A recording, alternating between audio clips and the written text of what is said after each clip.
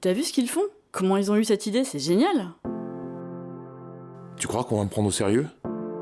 Mais je détaille jusqu'à quel point, là, mon business plan. Moi, j'aimerais bien que mon banquier pense aussi au monde de demain. Bienvenue sur le podcast des banquiers itinérants de la Nef. Depuis 30 ans, notre coopérative bancaire citoyenne, 100% transparente, soutient exclusivement des projets à impact positif.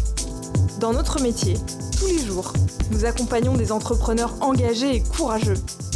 On va vous partager notre expérience et surtout la leur. Prêt à tout? C'est le podcast pour découvrir les emprunteurs de la Nef qui vous présenteront leurs superbes projets et leurs galères pour le financer.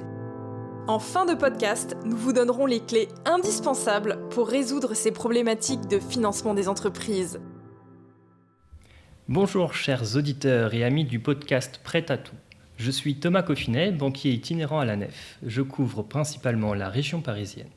J'ai pour mission d'accompagner les porteurs de projets dans la construction de leur financement et d'assurer la continuité de la relation après le financement. Pour ce 5e épisode de Prêt à tout, nous traiterons le sujet du cofinancement bancaire. Aujourd'hui, mardi 5 juillet 2021, il est 18h15. Ce n'est pas coutume, c'est dans l'open space de nos bureaux, au boulevard Magenta, que nous recevons Camélia Benlassem, l'une des porteuses de projet du projet FAWA. J'ai eu la chance de l'accompagner et elle vient d'obtenir les offres de prêt de la Nef et d'une autre banque pour lancer les travaux de mise aux normes de son local. Bonsoir Camélia. Bonsoir Thomas.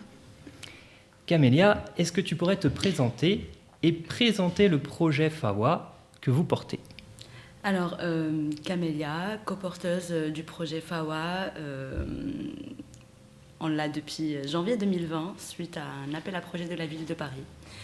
C'est un projet, ou plutôt c'est un lieu où je travaillais avant, mais dans un autre cadre, un peu la même activité, mais dans un autre cadre. Et c'est un 900 mètres carrés sous le périph', et on veut en faire un restaurant solidaire qui lutte contre le gaspillage alimentaire, un lieu multiculturel d'exposition, de live, de concerts, de cabaret, d'ateliers yoga ou juste une troupe de danse qui veut s'entraîner.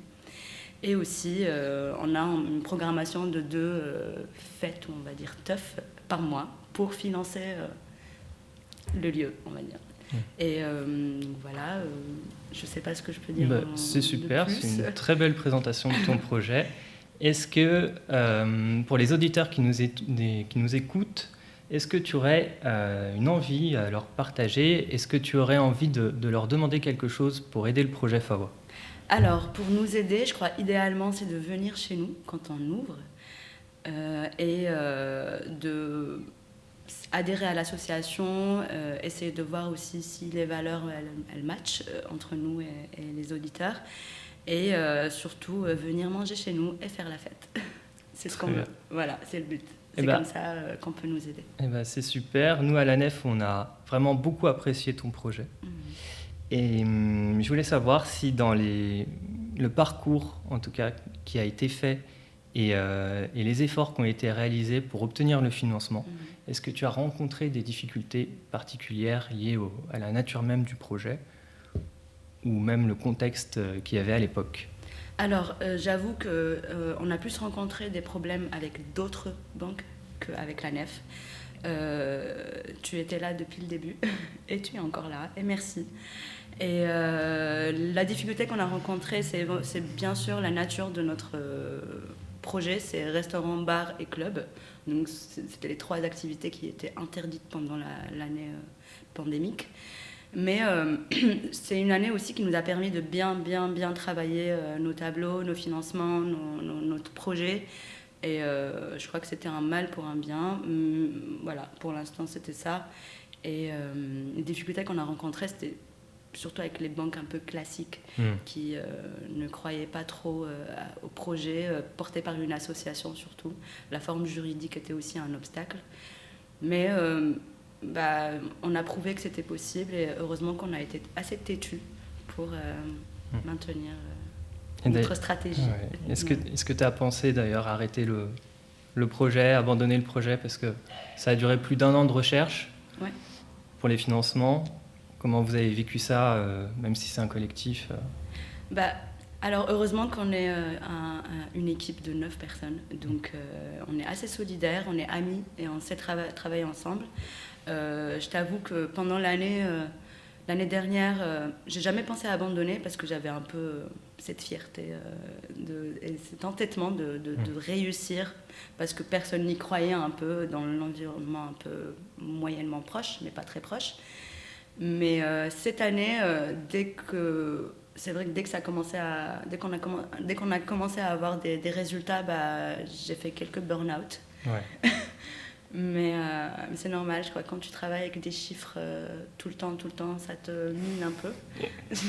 C'est vrai, c'est un peu mon quotidien aussi. Ouais, c'est pour ça que dans les assurances aussi, les gens ils sont pas très contents. C'est vrai, après on a besoin d'aller se détendre, Oui. d'aller se descendre dans un lieu comme le tien. Oui, Voilà. Et bientôt on va pouvoir se détendre chez nous.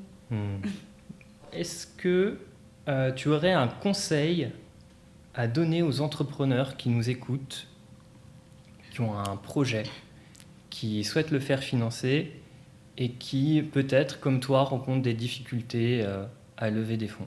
Alors, si c'est des associations, j'aurais peut-être des conseils à donner.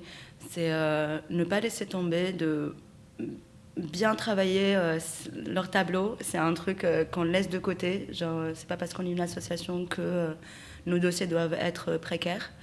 Donc je crois qu'il faut juste faire l'effort, demander de l'aide autour, bien se renseigner sur les possibilités parce que en général on vous dit non, vous êtes une association, impossible d'avoir un crédit, impossible de financer un chantier de cette envergure et de ce gros montant.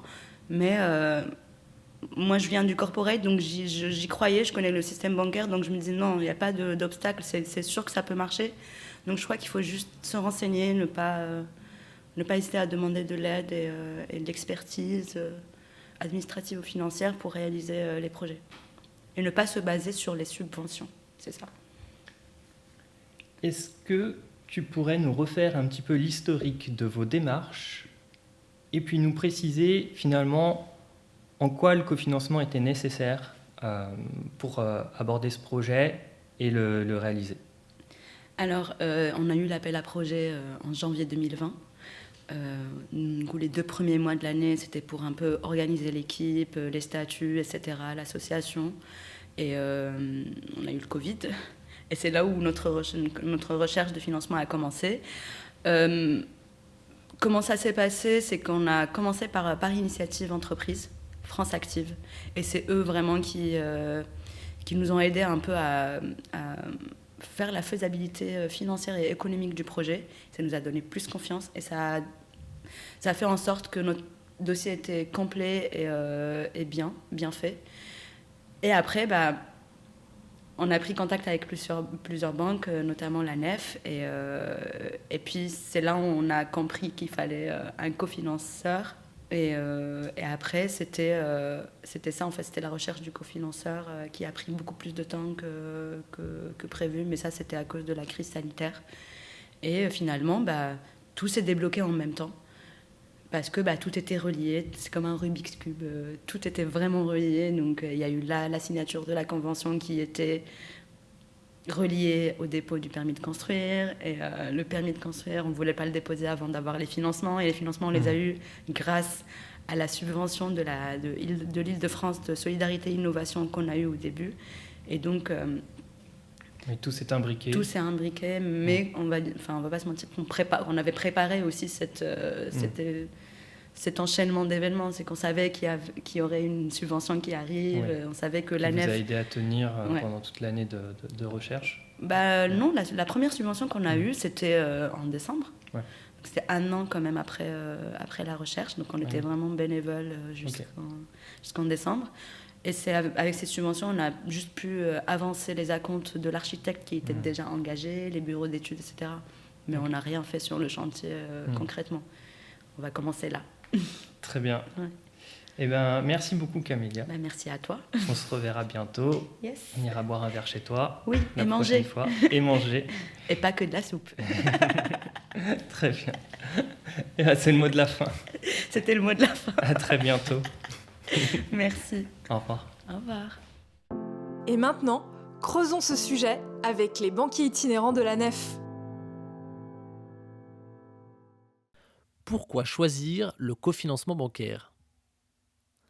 Avoir recours à un cofinancement bancaire ou à un pool bancaire signifie faire appel à un groupement de plusieurs banques dans le but de partager le financement d'un projet ou de restructurer une dette bancaire. C'est bien connu, les banquiers n'aiment pas le risque. Le premier risque est lié au prêt consenti à la clientèle. Ce risque est perçu d'autant plus fortement par les banques que les marges pratiquées sur les taux de prêt sont actuellement relativement basses. Conseil numéro 1. Faire intervenir plusieurs banques dans le financement d'un projet peut faciliter les accords de crédit.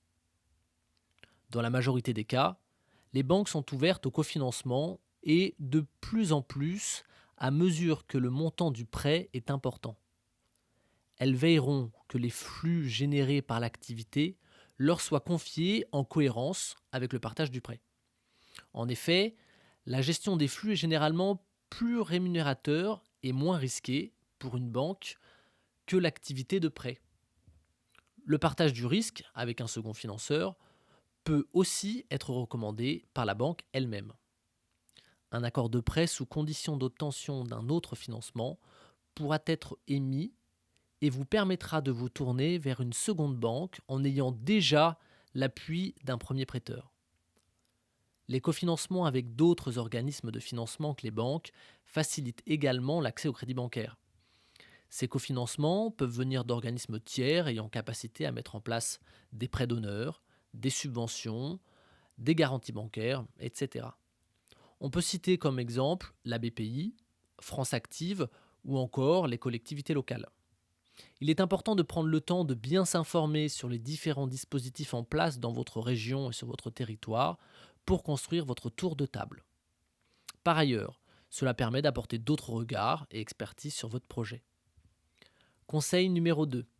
Transmettez systématiquement les accords de financement que vous avez déjà obtenus, prêts bancaires, prêts d'honneur, subventions, etc., aux financeurs avec lesquels vous échangez. Cela permettra de faciliter l'obtention d'un accord de leur part. Faire appel à plusieurs banques peut également être justifié par le souhait de s'assurer une indépendance et une sécurité. On s'explique. En effet, si dans les entreprises de taille intermédiaire et dans les PME importantes, il y a toujours plusieurs banques, c'est plus rare dans les très petites entreprises où l'entrepreneur, par simplicité, a en règle générale une seule banque. D'ailleurs, c'est souvent la même banque qui gère les comptes de l'entreprise et les comptes privés du dirigeant, voire ceux de toute la famille. Mais en cas de difficulté de l'entreprise, cela impactera la totalité des relations bancaires professionnelles et potentiellement les relations privées. Par ailleurs, selon le type de banque, un turnover des conseillers peut être important et le départ d'un chargé d'affaires peut entraîner une dégradation des relations qui se sont tissées entre le chef d'entreprise et son interlocuteur bancaire. Alors, combien de banques une entreprise doit-elle avoir ? Chaque banque proposera des conditions différentes. Ne cherchez donc pas à obtenir l'uniformisation des conditions, mais plutôt à optimiser et à prendre le meilleur dans les offres de chacune. À ce propos, si vous souhaitez comparer une offre de prêt, ne vous limitez pas à regarder le taux d'intérêt. Prenez en compte la durée, les conditions de mise en place des garanties et leurs coûts, les frais de dossier, la quotité d'assurance emprunteur exigée, etc. Par ailleurs, les conditions d'équipement des comptes courants sont variables. Aussi, prenez le temps de comparer les différents frais associés au fonctionnement de votre compte, les frais de tenue de compte, le taux de commission de monétique, etc. Certaines banques vous proposeront des conditions d'accès intéressantes en termes d'assurance professionnelle. Ainsi, souscrire à un financement avec des conditions de prêt moins intéressantes peut être compensé par des frais de fonctionnement plus avantageux.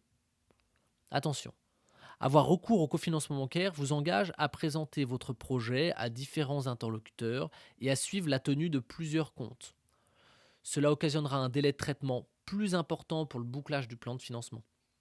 Cela implique également une double facturation concernant la tenue de vos comptes. Enfin, gardez à l'esprit que la qualité du contact établi avec vos conseillers compte au moins pour 50% dans la réussite des relations avec votre banque et votre entreprise. Attachez donc beaucoup d'importance à nouer et conserver de bonnes relations avec vos chargés d'affaires en les rencontrant régulièrement et en les tenant informés de l'évolution de votre entreprise. Voilà, merci pour votre écoute. Si vous avez aimé cet épisode du podcast Prêt à tout, n'hésitez pas à le noter, à le partager et à vous abonner pour être prévenu de la sortie des prochains épisodes. On remercie très chaleureusement Camélia du collectif Fawa, Chloé Daval pour l'identité graphique et David Dorier pour l'identité sonore.